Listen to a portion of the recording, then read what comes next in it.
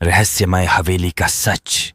शहर के कोलाहल से दूर हरी भरी वादियों में स्थित एक छोटा से गांव था, सुल्तानपुर। इस गांव के किनारे पर एक पुरानी जर्जर हवेली खड़ी थी, जिसे लोग रहस्यमय हवेली कहते थे। यह हवेली कई सालों से वीरान पड़ी थी और आसपास के लोग इसके करीब जाने से कतराते थे।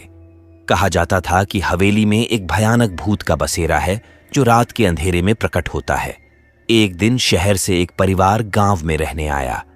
इस परिवार में राजेश, उनकी पत्नी सविता और उनकी बेटी अनु थी। परिवार को सस्ते में रहने की जगह की तलाश थी। उन्हें पता चला कि गांव में एक हवेली है, इसलिए उन्होंने वहां रहने का मन बनाया। लेकिन गांव के मुखिया ने उन्हें रहस्यमय हवेली में रहने से मना किया। लेकिन राजेश को अंधविश्वास में विश्वास नहीं था, इसलिए उसने मुखिया की बात को अनसुना करते हुए हवेली में रहने का निश्चय किया। हवेली के अंदर कदम रखते ही शर्मा परिवार को एक ठंडी हवा का झोंका महसूस हुआ। हवेली अंदर से काफी पुरानी थी। दीवारों पर जगह जगह दरारें और छत से लटके मकड़ी के जाले उसे और भी डरावना बना रहे थे। लेकिन राजेश ने परिवार को आश्वासन दिया कि थोड़ी सी साफ सफाई और मरम्मत से यह जगह रहने लायक बन जाएगी। पहले दिन की रात परिवार थकावट के कारण जल्दी सो गया, लेकिन आधी रात को अनु की चीख सुनाई दी। सविता और राजेश तुरंत उसके कमरे की ओर भागे। अनु बिस्तर पर कांप रही थी और उसकी आंखों में भय था। उसने कहा कि उसने एक सफेद साड़ी पहने महिला को अपने कमरे में देखा था, जो हवा में तैर रही थी। राजेश ने इसे अनु की कल्पना मानकर उसे शांत कराया और वापस सुलाने की कोशिश की। अगली सुबह सविता ने देखा कि रसोई में बर्तन अपने आप हिल रहे थे।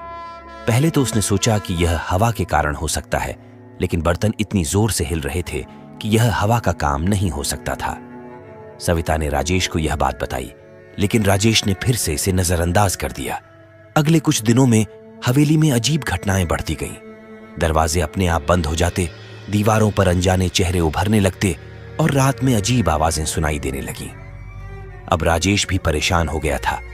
उसने गांव के कुछ बुजुर्गों से इस बारे में बात की, जिन्होंने उसे बताया कि यह हवेली पहले रॉयल परिवार की थी और यहां एक भयानक हादसा हुआ था। बुजुर्गों ने बताया कि कई साल पहले इस हवेली में रॉयल परिवार के राजा ने अपनी ही पत्नी रानी माया को धोखे से मार डाला था।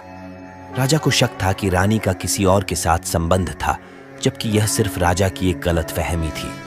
राजा ने रानी को हवेली के तहखाने में बंद कर जिंदा जला दिया। रानी की आत्मा आज भी हवेली में भटकती है और वह किसी भी इंसान को यहां रहने नहीं देती।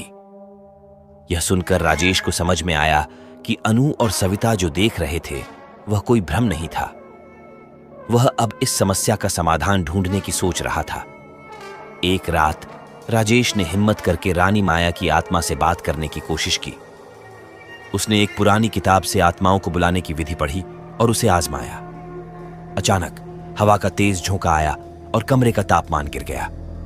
सफेद साड़ी पहने एक धुंधली आकृति उसके सामने प्रकट हुई।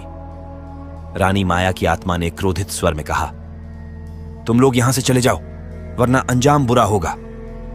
राजेश ने साहस दिखाते हुए कहा, हम आपका कोई बुरा नहीं चाहते, कृपया हमें इस समस्या का समाधान बताएं। रानी माया की आत्मा थोड़ी शांत हुई और उसने अपनी दुख भरी कहानी बताई। उसने कहा, मेरी आत्मा तब तक शांति नहीं पाएगी जब तक मेरे निर्दोष होने का प्रमाण नहीं मिलेगा। मेरे पति ने मुझ पर झूठा इल्जाम लगाकर मुझे मारा। तुम मेरे निर्दोष होने का सबूत ढूंढकर मेरी आत्मा को शांति दिलाओ। राजेश ने माया की आत्मा से वादा किया कि वह सच का पता लगाएगा और उसे न्याय दिलाएगा। अगले कुछ दिनों में राजेश ने हवेली के तहखाने की तलाशी ली। वहां उसे एक पुरानी डायरी मिली जो रानी माया की थी। उस डायरी में रानी माया ने अपनी निर्दोषता के सबूत और अपने साथ हुए अन्याय की पूरी कहानी लिखी थी। राजेश ने उस डायरी को गांव के मुखिया और बुजुर्गों को दिखाया। सभी ने रानी माया की निर्दोषता को स्वीकार किया और उसके प्रति किए गए अन्याय पर दुख जताया। गांव के मंदिर में एक विशेष पूजा आयोजित की गई, जिसमें रानी माया की आत्मा की शांति के लिए प्रार्थना की गई। पूजा के बाद हवेली में होने वाली अजीब घटनाएं बंद हो गईं। रानी माया की आत्मा ने अंततः शांति पाई और हवेली एक बार फिर से सामान्य हो गई। राजेश, सविता और अनु ने वहां खुशी खुशी रहना शुरू कर दिया। रहस्यमय हवेली की कहानी पूरे गांव में फैल गई। लोग अब जानते थे कि अंधविश्वास के पीछे भी सच्चाई हो सकती है और हर आत्मा को न्याय की आवश्यकता होती है। शर्मा परिवार ने साबित कर दिया कि सच्चाई की राह में डर को भी पार किया जा सकता है। इस प्रकार रहस्यमय हवेली की भयानक कहानी का अंत हुआ, लेकिन वह हमेशा याद दिलाती रही कि कभी-कभी अतीत के रहस्य भविष्य को भी प्रभावित कर सकते हैं। अगर आपको यह कहानी पसंद आई हो तो कृपया लाइक, शेयर और सब्सक्राइब करना न भूलें। और हां, अपने विचार हमें कमेंट सेक्शन में जरूर बताएं।